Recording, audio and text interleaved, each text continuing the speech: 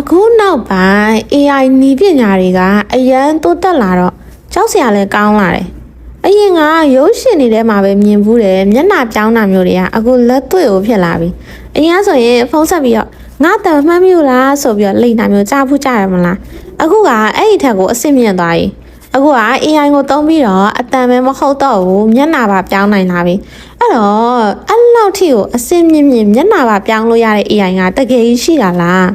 ဘလို့တွေတောင်ပြောင်းလို့ရတာတော့ဘလို့လောက်တာတော့ဘုသူတအနေနဲ့သိရအောင်လို့ဒီဗီဒီယိုလေးထဲမှာငါပြပေးသွားမှာပဲဖြစ်ပါတယ်ဒီမှာတော့ entertainment အနေနဲ့ပဲပြပေးသွားမယ်နော်ဥပမာဒီလိုမျိုးကနေရလူကတက်ရ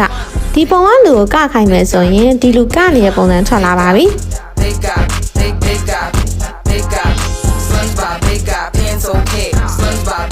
အဲ့တော့ဘယ်လိုလုပ်လဲဆိုရင်ပထမအဆုံးကို့မှာ original video သဘောရှိဖို့လိုပါတယ်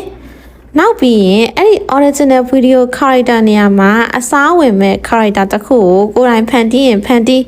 မဟုတ်ရင်လည်းကိုယ်သဘောကျတယ်ကိုယ့်ရဲ့ idol ပုံတွေနဲ့လည်းလုံလို့ရတယ်။ဥပမာကိုက Ronaldo တို့ Messi တို့သဘောကျရမလား။အဲ့ဆိုရင်သူတို့ရဲ့ပုံတွေကိုယူသုံးလိုက်ရတယ်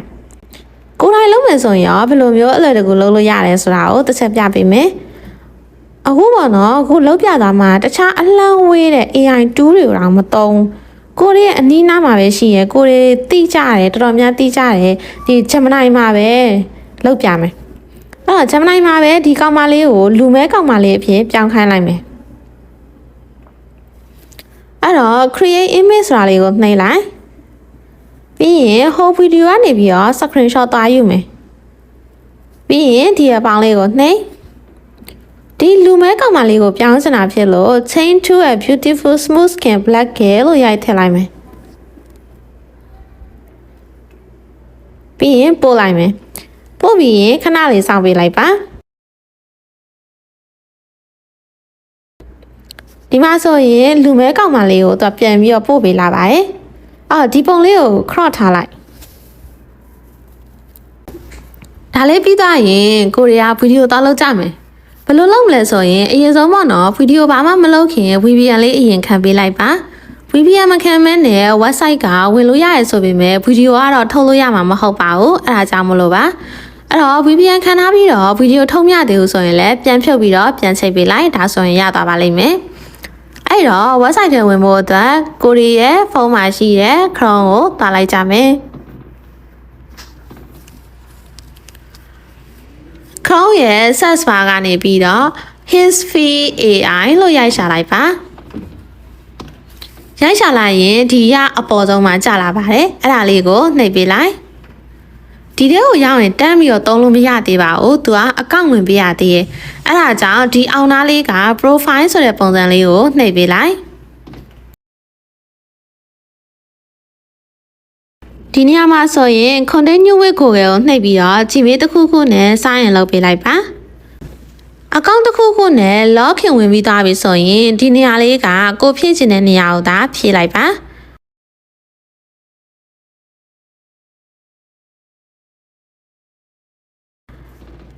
အကောင်လုံးဖြည့်ပြီးသားပြီဆိုရင်တော့ဒီပင်မစာမျက်နှာလေးကိုရောက်လာပါလိမ့်မယ်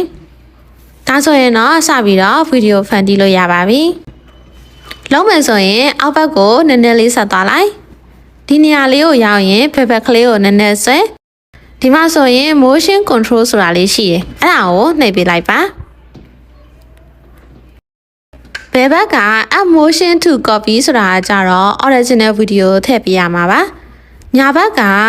add your character နေရာမှာကြတော့ခုနကပြောင်းခဲ့တဲ့လူမဲကောင်မလေးကိုထည့်ပေးရပါမယ်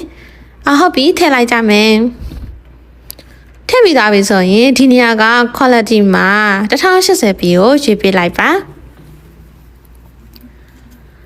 sync control မူမှာကြတော့ဗီဒီယိုဘက်ကိုရွေးထားပေးရပါမယ်ဘယ်လောက် generate လုပ်နိုင်လဲဆိုလို့ရှိရင် free 3 left ကိုရီးယားပေါ့နော်3ခါတောင်အလကားလုပ်လို့ရပါတယ်အဲ့တော့ဒီ generate ဆိုတာလေးကိုနှိပ်ပေးလိုက်မယ်တကယ်လို့ generate ကိုနှိပ်လို့မရတာမျိုးဆိုရင်ကိုယ့်ရဲ့ VPN ကစာပါမမိလို့ပါနော် VPN လေးကိုပြန်ချိတ်ပြီးတော့စာပါမိအောင်ပြန်လုပ်ဒီမှာဆိုရင် VPN စာပါလဲမိတော့လေသူကဗီဒီယိုလေးလုပ်ပေးနေပါပြီ free ဆိုတော့ကြာလာတော့ကြာပါတယ်ဒါပေမဲ့စောင့်ရကြုံနဲ့တဲ့ result ကိုရမှာပါ Okay ဒီမှာဆိုရင်တကယ်ကိုမိုက်တဲ့ result နဲ့ထွက်လာပေးပါတယ်အဲ့ဒါကို download လုပ်ချင်တယ်ဆိုရင်ဗီဒီယိုကအဆက်30ကလေးကိုနှိပ်ပြီးသားရင် download ဆိုတာလေးကိုနှိပ်ပေးလိုက်ပါဒီကောင်ကိုကြည့်မယ်ဆိုရင်ကိုကကြိုက်တဲ့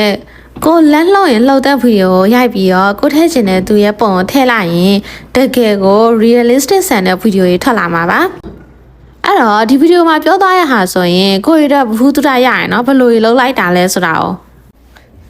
အဲ့တော့ဒီဗီဒီယိုလေးကိုကြည့်ပြီးတော့အားလုံးအတွက်တွေးစရာတစ်ခုခုဘူးတူတာတစ်ခုခုရသွားမယ်လို့ထင်ပါတယ်မသိတာလေးတွေထပ်ပြီးတော့သိချင်တာလေးတွေရှိရဆိုလို့ရှိရင်လည်းဒီ YouTube ဗီဒီယိုရဲ့ comment box ကနေပြီးတော့မှတ်သားလို့ရပါတယ်အားလုံးကိုကျေးဇူးအများကြီးတင်ပါတယ်ရှင်နောက်ထပ်ဗီဒီယိုတွေမှာပြန်လည်ဆုံတွေ့ကြမယ်နော်